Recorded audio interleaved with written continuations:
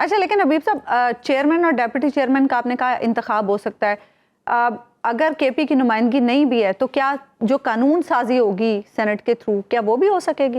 سب کچھ ہوتا رہے گا کیونکہ سینٹ میں دیکھیے سینٹ میں صورتحال اس وقت کہیں درپیش آتی ہے نا جب آپ کسی ایک صوبے سے متعلق قانون سازی کر رہے ہیں. ٹھیک، مثال کے طور پہ آپ صرف کے پی سے متعلق کوئی قانون سازی کرنا چاہتے ہیں وہ نہیں ہو سکے گی، تو وہ اس طرح کی سچویشن میں ذرا پرابلم آئے گا.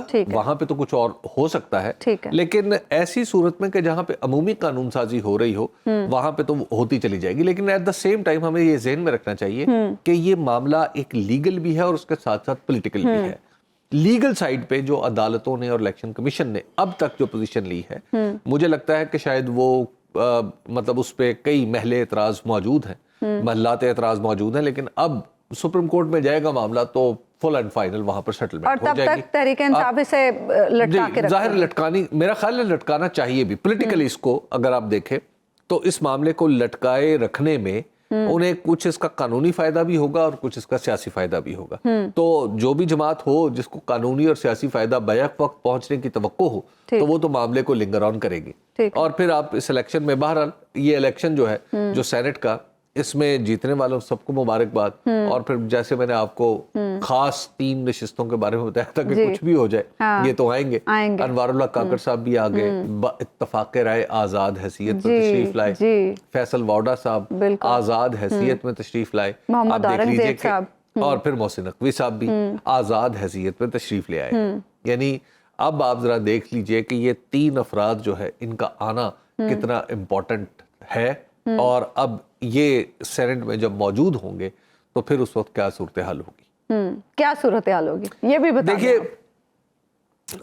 جو کابینہ ہے اس میں محسن نقوی صاحب تو سینیٹر بننے سے پہلے ہی شامل کر لیے گئے. ٹھیک، لیکن کچھ ایسے بھی امکانات ہیں کہ حچیمہ صاحب بھی چلے جائیں گے، وہ بھی مشیر کے طور پہ چلے جائیں گے، وہ بھی یا وزیر بن جائیں گے. انوار الحق کاکڑ صاحب بھی کہیں ہو سکتا ہے کہ کل کو آپ کو کابینہ میں نظر آئے. اچھا، اور جو چیئرمین سینٹ کے لیے ایک بار ان کا نام گردش کر رہا تھا چیئرمین سینٹ کے لیے دیکھیے چیئرمین سینٹ کا جو معاملہ تھا نا وہ ان کا معاملہ اب بھی ہو سکتا ہے کسی درجے میں کچھ نہ کچھ ہو جائے، پالیٹکس ہے نا. لیکن اوریجنلی انوار اللہ کاکڑ صاحب کا اس وقت وہ آپ کو پتا ہے کہ وزیر اعظم تھے. تو جب سینٹ کا معاملہ چلا تو الیکشن کے بعد تو پی ایم ایل این اور پیپلز پارٹی کے درمیان جب یہ ساری چیزیں ہو رہی تھی، انڈرسٹینڈنگ ہو رہی تھی، تو بات یہ ہوئی کہ جو قومی اسمبلی کی اسپیکرشپ ہے وہ مسلم لیگ نون رکھے گی اور جو سوری معاف کیجیے گا وہ پیپلز پارٹی رکھے گی اور چیئرمین سینٹ جو ہوگا وہ مسلم لیگ نون کا ہوگا. اب یہ تھا اوریجنل پلان.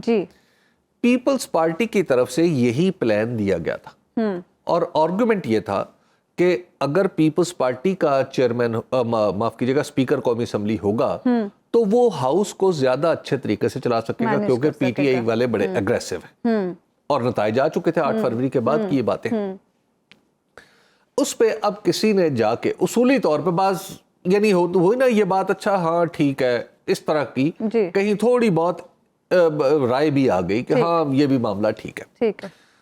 اب ہوا یہ کہ اچانک کسی نے پھونک ماری مسلم لیگ نون کے کان میں کہ جناب اگر آپ نے سینٹ کی چیئرمین شپ قبول کر لی تو سینٹ کی چیئرمین شپ پھر آپ کو نہیں ملے گی.